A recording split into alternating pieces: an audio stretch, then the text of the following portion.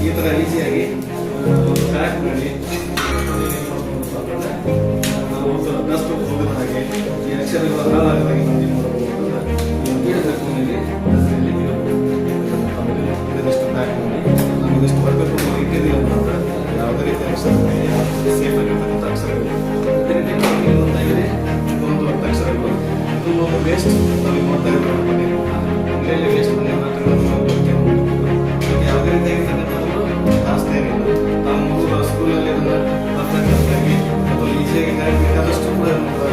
ಕೆಲಸ ಮಾಡೋದು ನಾವು ನೋಡ್ತಾ ಇದ್ದೀವಿ ಇದು ಜಾತಿಯ ಅಕ್ಷರಗಳು ಜಾತಿಯ ಅಕ್ಷರಗಳನ್ನು ಕೂಡ ನಾವು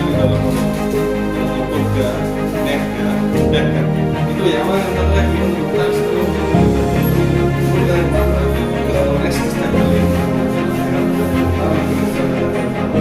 ಇಲ್ಲಿ ಹಿಂಬದಿಯಲ್ಲಿ 5 ಅಕ್ಷರ ಮುಂಬದಿಯಲ್ಲಿ 5 ಅಕ್ಷರ ಇದು 10 ಅಕ್ಷರಗಳನ್ನ